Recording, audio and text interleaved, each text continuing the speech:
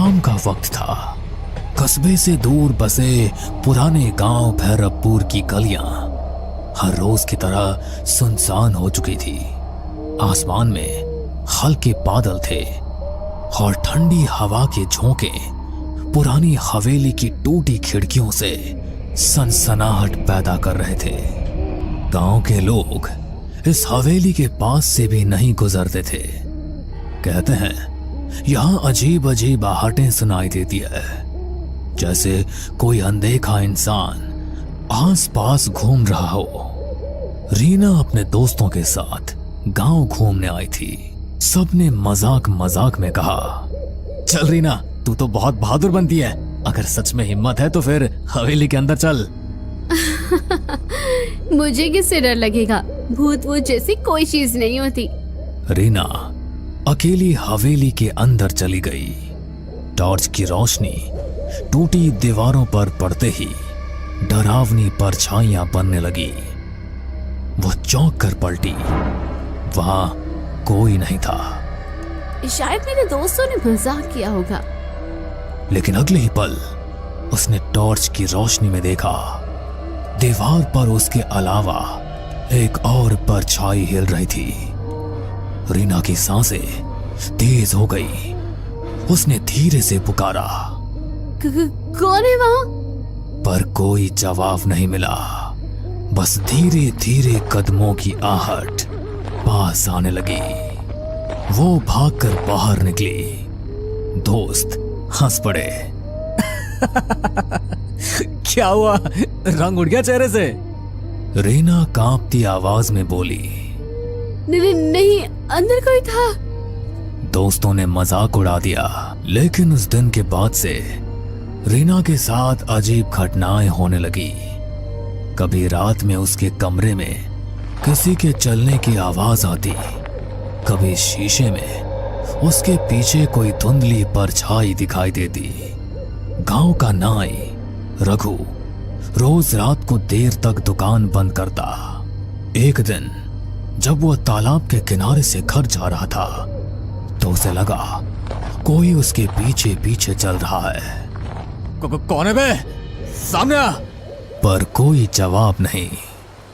वो तेज कदमों से चलने लगा, लेकिन नाहट भी उतनी ही तेज हो गई। अचानक उसके सामने एक सफेद साया खड़ा हो गया। आंखें गहरी हरी चमक रही थी। रघु, तेरा समय आ गया है, तू बच नहीं पाएगा। रघु जोर से चिल्लाया और भाग खड़ा हुआ। अगले दिन गांव वालों ने देखा रघु पागल सा हो गया था। वो बार बार कहता, आहट मुझे ले जाएगी, आहट मुझे ले जाएगी। अनिरुद्ध गांव के स्कूल में मास्टर था। वो भूत प्रेत में विश्वास नहीं करता था। लेकिन एक रात जब वो हवेली के पास से लौट रहा था तो उसने साफ साफ सुना जैसे भारी जूतों की आवाज उसके पीछे से आ रही हो। अरे ये कैसी आवाज है? यहां तो कोई और नहीं है। वो मुड़ा, लेकिन पीछे सिर्फ खाली सड़क थी। फिर अचानक उसके कान में किसी ने फुसफुसाया, तू बच नहीं पाएगा। रीना, रघु और अनिरुद्ध तीनों अलग अलग लोग थे, लेकिन सबने एक ही चीज महसूस की और वो थी आहट। गांव में धीरे धीरे डर फैलने लगा। लोग कहने लगे कि हवेली में दबे किसी रहस्य की वजह से ये सब कुछ हो रहा है। गांव भैरवपुर में अब हर कोई हवेली का नाम लेते ही सिहर उठता। रीना का चेहरा अब पीला पड़ चुका था। रघु पागलपन की हद तक डर चुका था और अनिरुद्ध मास्टर भी अब रात को अकेले निकलने से कतराने लगा था। लेकिन ये डर यहीं नहीं रुका। सविता रोज रात को अपने आंगन में तुलसी को दिया जलाती थी। उस रात भी उसने वैसा ही किया, लेकिन जैसे ही दिया जलाया उसे लगा मानो आंगन में कोई खड़ा है। कौन है वहां? अंधेरे में कुछ भी नहीं दिखा, लेकिन हवा का एक तेज झोंका आया और दिया बुझ गया। सविता ने माचिस जलाई, तभी देखा आंगन के कोने में एक औरत खड़ी थी, काली साड़ी में, बाल बिखरे हुए। हे भगवान! वो औरत धीरे धीरे आगे बढ़ी और उसके कान में फुसफुसाई, आहट सुनो, आहट सुनो, तुम्हें कोई लेने आ रहा है। सविता चीख पड़ी। घर वाले दौड़े, लेकिन वहां कोई नहीं था। अगर यहां कोई आत्मा है तो आज मैं उसे शांति दूंगा। वो मंत्र पढ़ने लगा। तभी हवेली की सीढ़ियों पर धीमे धीमे कदमों की आवाज आई। कौन है वहां? कोई जवाब नहीं, लेकिन अचानक उसके सामने लोहे की जंजीर अपने आप हिलने लगी। मोहन घबरा गया, लेकिन हिम्मत करके मंत्र पढ़ता रहा। तभी दीवार पर खून से लिखा उभर आया, आहट से बचना नामुमकिन है। मोहन के हाथ से माला गिर गई। वो भागते भागते गांव लौटा। ये जगह अशुभ है, वहां कोई अनदेखी शक्ति है। अमर गांव और कस्बे के बीच बस चलाता था। एक रात उसकी बस में कोई भी यात्री नहीं था। बस सुनसान सड़क से गुजर रही थी। अचानक उसने देखा बस की पिछली सीट पर कोई बैठा है। उसने शीशे में देखा सफेद कपड़े पहने एक आदमी, जिसका चेहरा धुंधला था। अरे कौन है? टिकट तो लो। कोई जवाब नहीं। अमर बस रोककर पीछे गया।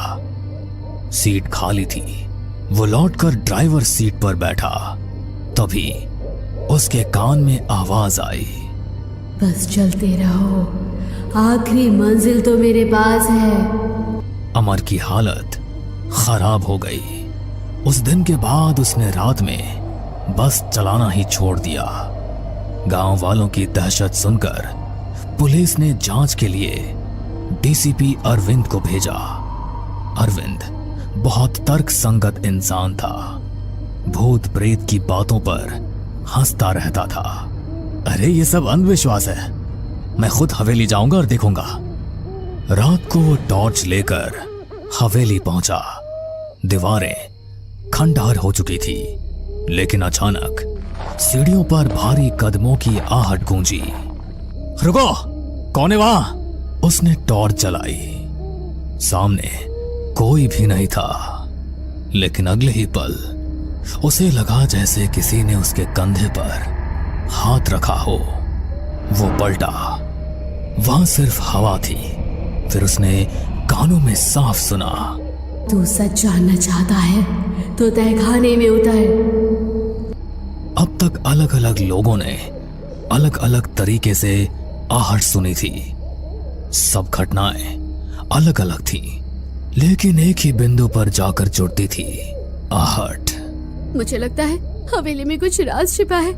जब तक पता नहीं चलेगा, ये सब हमें चैन से नहीं जीने देंगे। अरे तू पागल हो गई है क्या? तू फिर से वहां जाना चाहती है? हाँ, अगर सच्चाई सामने नहीं आई तो यह आहटें हमें ऐसे ही डराती रहेगी। गांव भैरवपुर अब दहशत का पर्याय बन चुका था। लोग रात को घर से बाहर निकलना बंद कर चुके थे। हर कोई वही सुनता, धीमे कदमों की आहट। रीना का डर अब जिज्ञासा में बदल चुका था। उसने तय किया कि वो हवेली के तहखाने तक जाएगी, लेकिन अकेले जाना मुमकिन नहीं था। उसने अंकित, मास्टर अनिरुद्ध और पुलिस अधिकारी अरविंद से मदद मांगी। हमें सच का पता लगाना होगा, वरना ये आहटें हमें जिंदा खा जाएंगी। ठीक है, मैं पुलिस वाला हूँ, पीछे हटना मेरे बस का नहीं। चलो आज रात तहखाने में उतरते हैं। रात के 12 बजे चारों लोग हवेली पहुंचे। अंदर सन्नाटा ऐसा था कि अपने दिल की धड़कन तक सुनाई दे रही थी। अचानक सीढ़ियों पर वही आवाज गूंजी, रीना का हाथ कांपने लगा।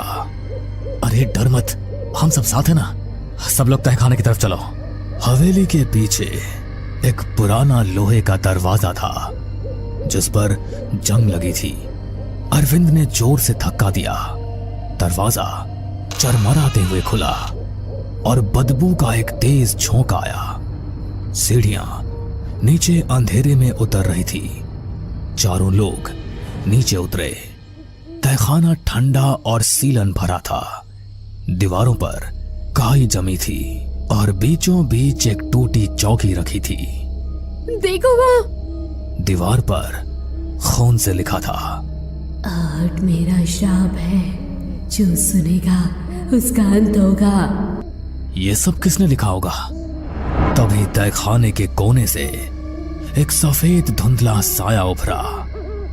सबके कानों में वही आहट गूंजी। मैं इस हवेली की मालकिन ललिता हूँ। 100 साल पहले मेरे पति ने लालच में मुझे यहीं जिंदा दफना दिया था। मेरी चीखें, मेरे कदमों की आहट सब यही गूंजती रही। रीना की आंखें फटी की फटी रह गई। तो ये सारी घटनाएं वही आहट? हाँ। अचानक तहखाने की दीवारें हिलने लगी। छत से मिट्टी गिरने लगी। ये क्या हो रहा है? मेरा श्राप अनंत है। जो सच जानता है वो भी आहट से बच नहीं सकता। रीना, अंकित, अनिरुद्ध और अरविंद चारों बाहर भागने लगे, लेकिन हर तरफ से आहट की आवाज आने लगी। कभी पास, कभी दूर, कभी ऊपर, कभी नीचे। सभी हवेली से बाहर आने लगे। तभी अरविंद ने सबसे कहा, अगर हम इस हवेली को ही जला दें तो शायद ललिता का दफन शरीर भी जलकर मुक्ति पा लेगा और आहट का ये पूरा किस्सा ही खत्म हो जाएगा। उसके बाद सबने मिलकर पूरी हवेली में आग लगा दी और सभी हवेली से बाहर निकल आए। हमने सुना भी था कि हवेली की मालकिन अचानक गायब हो गई थी। असल में उसे मार दिया गया था। फिर अगले दिन लोगों ने हवेली में सामूहिक पूजा करवाई। उस दिन पहली बार कई सालों बाद गांव में रात शांति से बीती। लेकिन कुछ दिनों बाद रीना अपने कमरे में पढ़ाई कर रही थी। खिड़की से ठंडी हवा आई। अचानक उसे लगा जैसे कमरे के कोने से धीरे धीरे कदमों की आहट आ रही है। उसने कांपते हुए कहा, कौन है? कोई जवाब नहीं मिला, बस वही आवाज। रीना की आंखों में डर फिर से उतर आया। भैरवपुर गांव में हवेली का रहस्य तो खुल गया, लेकिन आहट अब भी जिंदा है। कहते हैं जो एक बार ये आवाज सुन लेता है उसकी जिंदगी कभी पहले जैसी नहीं रहती। आहट सिर्फ एक आवाज नहीं, बल्कि एक अंधे का साया है जो हर जगह आपके पीछे पीछे चलता है। बस कभी वो आहट सुनाई देती है और कभी नहीं सुनाई देती, पर डर की दस्तक लेकर आहट सभी के आसपास चलती रहती है।